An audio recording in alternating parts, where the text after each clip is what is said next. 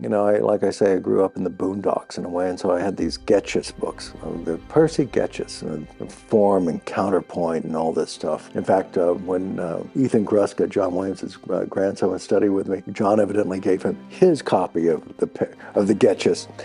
So it's there you go. There's a tip. There was a man that was running the place that was of great interest to me and my interests at the time, and that man was Gunther Schuller. But at the time, there was George Russell, who was teaching jazz harmony there, the Lydian chromatic concept. I didn't see Star Wars in the theater. Probably the first movie I saw that I recognized John Williams' name was E.T., though I remember Milton Babbitt informing me, he said, "Don't, Conrad, you shouldn't be here.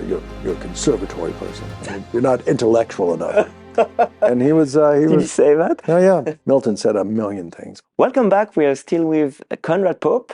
So now in this video, I would like to focus more on your musical studies. So could you tell us where did you go? And Sure. Out of high school, I applied to a number of music schools, and I was admitted into most of them that I applied to. I wasn't admitted into Curtis, but that was no surprise. But I got into the New England Conservatory. And I was interested in that because there was a man that was running the place that was of great interest to me and my interests at the time. And that man was Gunther Schuller. oh yeah, Because Gunther sort of combined very sort of progressive notions of art music as well as having played on Bertha the Cool, and that he was forming the first sort of jazz department in a conservatory. Maybe Eastman had one at the same time. I forget. Yeah. But I think it was one of the few things. So I thought this would combine two of my interests, because when I was in high school, a group of us, we had a jazz band, and we get together and make arrangements and do things. And I thought, well, I can combine these two things. So I went to the New England Conservatory, and there I did not study with Gunther initially. Okay. That was later. I studied with him later on. So what did you study there? You studied like music composition, orchestration, harmonic counterpoint? All that stuff. I think I passed out of most of my classes I think I was taking only graduate classes after my second year. Okay. Then they shouldn't have passed me because I didn't know what the hell I was doing. I mean, but the way how music can work is that you can seem like you really know something, and they go, well, you know it, and sometimes people just want to believe you know it. I actually could have learned a lot more, I suppose. But at the time, there was George Russell, who was teaching jazz harmony there, the Lydian chromatic concept. A 1953 book. Yeah, you know that very well. And so I did my sort of performance requirement in jazz. Okay. And basically just studied composition. Like so composition, jazz composition, or? The jazz was sort of a sideline. It was mainly classical stuff. Okay. At the time, out here in L.A., I was very taken with Don Ellis, and would sometimes we'd go and see him and his band and his stuff, and so by the time I got to the conservatory, I was still sort of interested in jazz as kind of a progressive thing. Okay. But I was more or less taken in. Gunther had me helping him sort of. I'd be one of his assistant conductors when we do like Poem of Ecstasy and these Scriabin. And it was a great time, and a friend and I, we got together when we were 18 and started a concert series at the Boston Museum of Fine Arts of New Music, and sort of an exciting time. And so I spent my time there, and so you learned conducting there? Studied conducting there. I did conduct concerts there. I went to Tanglewood and studied there as well.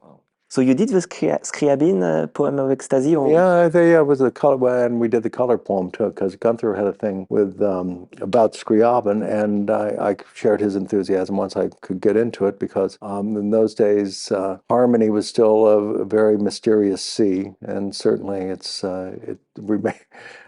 remains a neglected one these days. We seldom sail beyond the Pillars of Hercules at this point harmonically. But maybe that'll change.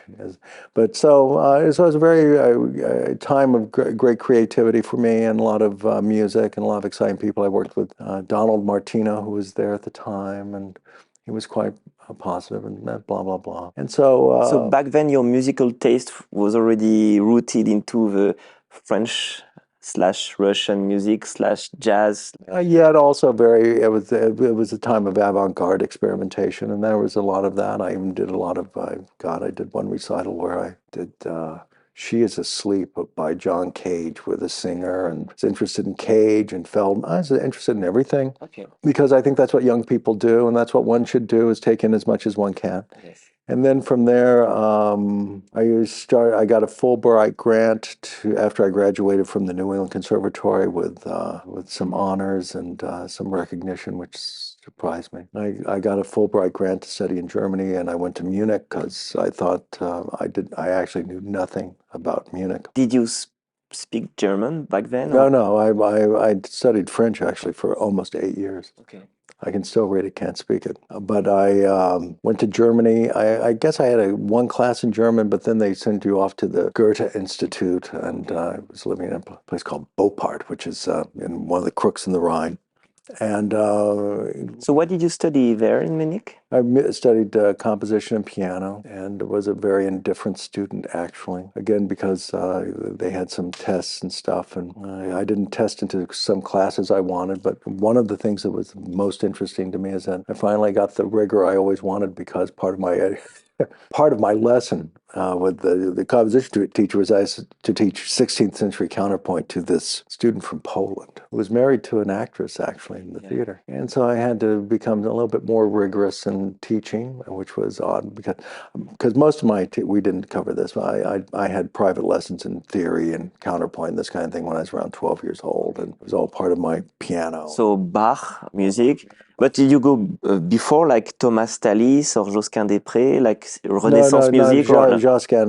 No, this was very practical because, like I say, I grew up in the boondocks in a way, and so I had these Getchus books, the Percy Getchus, and form and counterpoint and all this stuff. In fact, when Ethan Gruska, John Williams' grandson, was studying with me, John evidently gave him his copy of the Getchus. So it's there you go. There's a tip, and it's reprinted a lot by Calmus, by the way. And so in any case, I went to Hochschule. From there, I went back to the United States. So you stayed 1 year in Munich? 1 year and some months and some change. You didn't learn any things from the Richard Strauss repertoire there? No, yes, we did actually. We went through, there was an interesting class I took I think it was called Strauss and Stravinsky. Ah, interesting. So we would sit there and find chords a tritone apart in Petrushka, and then we'd find chords a tritone apart in Strauss, and we'd make these observations. And then I came back to the United States, and because of the story I always tell is that what I loved about Munich was that they basically said, well, so what are you going to do with this wonderful education we're going to give you here at the Hochschule? And I, being the good American kid I was, because here it was like, I guess teach, because it seemed like that's what academics did, and if you were doing contemporary music, that's what one did. And they looked at me and they said, oh, no, you won't do that. You'll be a freie Künstler, something like this, free artist. Well, what's that? And well, we'll assign you to a radio station and you'll write for it. I would. Sounds good. Sounds good to me. Get to a radio station and be like Stockhausen, write for a clarinet in the middle of a park and have people walk around. That's fine. That would have been fine with me. But being an American kid, as somebody said to me in Germany, Heim ist noch Heim. I came back here to get a graduate degree so I could teach. And sadly, I was pretty successful at that because I went to Princeton University. And before I could get my doctorate, I was offered a job at Brandeis University to teach for a little bit. Music theory? Music theory, composition, you name it. I think Jadal's Fugue, I taught that. Oh, boy. And by the time... So this was the 70s? Yeah, the late. No, late in the 80s, actually. Early 80s. Yeah, at this time. And I was very young. I think I might have been the youngest person ever appointed, among the youngest people ever to get an assistant professorship at Brandeis. And by the time, after just a few years, it wasn't a good fit for me. So were you still composing secretly while you were teaching? No, I was. Most people that knew me from the time just know me as a composer. I mean, it's only here in Hollywood where one can be a composer and not be a composer. Yeah. That's the thing. But yeah, no, I always composed, and I was composing long before I ever came to Hollywood, and had an interest in the craft of it. I modeled my life more on trying to know it. When I even went to Princeton, I was the only person that went to Princeton and took both the musicology classes and the composition classes. Though I remember Milton Babbitt informing me, he said, "Don't, Conrad, you shouldn't be here. You're a conservatory person. You're not intellectual enough." And he was Did he say that? Oh yeah. Milton said a million things, but yeah, I guess that was kind of true. It was a forebear. I mean, so I never did finish my PhD, though I did receive a grant from the Whiting Foundation to do that from Princeton. Do you remember the paper you were writing? Oh yeah, I was writing this thing on the Brahms Second String Quartet. Okay. And the harmonies and all the lines in that, and trying to make it into something it probably isn't.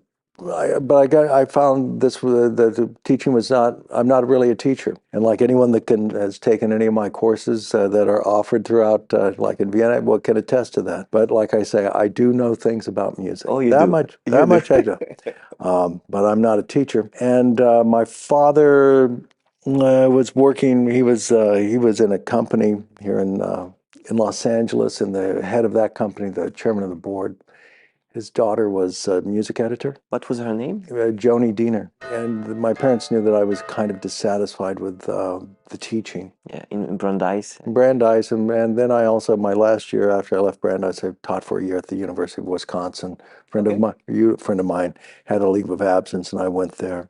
And that just reaffirmed, I felt it was Peter Pan and the opposite. The kids were getting younger, I was getting older. The questions were staying the same. It was kind of status quo. And so I came out here, and Joni, I went to a couple of sessions of some Lorimar shows, TV shows, and started hearing about various people. I think that day I actually met Richard Grant, the guy with Oracle. Okay, yeah. And she was at MGM. It sort of planted a seed in my head, and so the next thing I knew, I had a grant from the New York State Arts Council to write a piano concerto. When was that? What was that was around 87. Okay. And so I came out here with that money and with my savings, and then took some classes at UCLA because I wasn't sure that I wanted to do this, because I just wasn't sure. Yeah. Because I still feel that way to a degree, is that I thought if you listen to John Williams, Jerry Goldsmith, Alex North, Dave Grusin, Bruce Broughton, any number of these people, you sit there and go, wow, I can do some of that, but I certainly can't do any of it at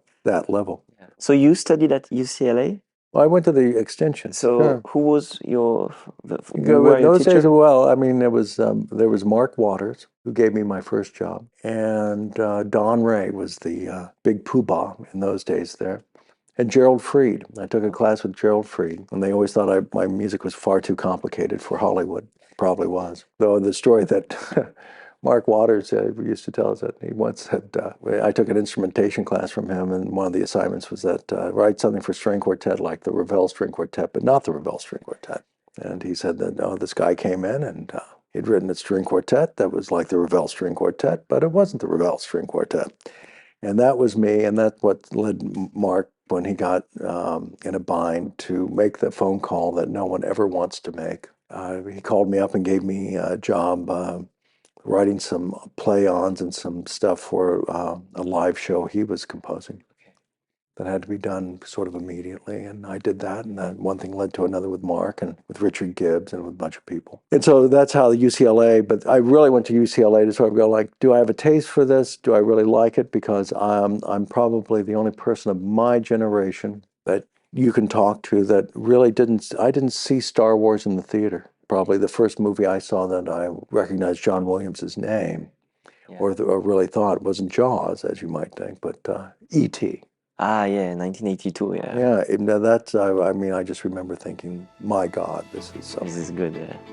So in any case, that was my education, and I foolishly, I thought there might be something I could do, is what I felt. I wasn't sure what that would be, because again, I thought that the standards were very high, but I thought it was worth exploring. Okay, so let's talk about your career in Hollywood in the next video.